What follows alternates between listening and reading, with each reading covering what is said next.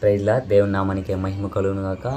Bible గ్రంథంలో ఒక చిన్న స్టోరీని చూద్దాం. యాయిరు అనే వ్యక్తి యేసు ప్రభు గురించి తెలుసుకొని ఆయన వాళ్ళ గ్రామానికి వస్తున్నాడని గ్రహించి యేసు ప్రభు దగ్గరికి వెళ్ళి, అయ్యా నా కుమార్తె చనిపోయే స్థితిలో ఉంది, అనారోగ్యంతో బాధపడుతుంది, నీ చిత్తమైనట్లయితే మా కుమార్తెను బాగు చేయ ప్రభా అని యేసు ప్రభు దగ్గర మొరపెట్టినప్పుడు, సరే రాపోదామని యేసు ప్రభు చెప్పినప్పుడు కొంత దూరం వెళ్ళినప్పుడు కొంతమంది మనుషులు వచ్చి, యాయిరు నీ కుమార్తె చనిపోయింది, యేసు ప్రభువును డిస్టర్బ్ చేయొద్దు అని చెప్తారు.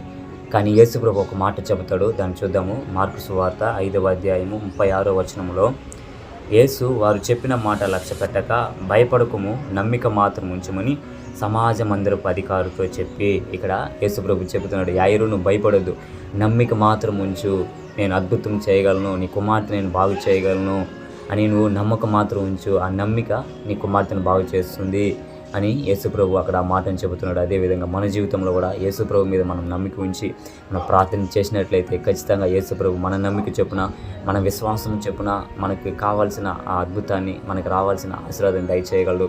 మనం చేస్తున్న ప్రార్థనకి జవాబు దయచేయగలడు. మీరు కూడా యేసుప్రభు మీద నమ్మి ప్రార్థన చేయండి. యేసుప్రభు ఖచ్చితంగా మీ జీవితంలో అద్భుతం చేస్తాడు. యేసుప్రభు మీద నమ్మకం ఉంచండి. ఆయన నెరవేర్చగలడు, నా జీవితంలో అద్భుతాన్ని చేయగలడు, నాకు సహాయం చేయగలడు. ఒక నమ్మకం, ఒక విశ్వాసం మీలో ఉంటే ఖచ్చితంగా దేవుడు దాన్ని నెరవేర్చి మీ జీవితంలో ఆశీర్వాదం నుంచి నడిపించగలడు. మీరు నమ్మకం ఉంచి ప్రార్థన చేయండి. ఖచ్చితంగా మీ జీవితంలో యేసుప్రభు అద్భుతాన్ని చేసి ఆశీర్వదించగలడు. ఆమేన్.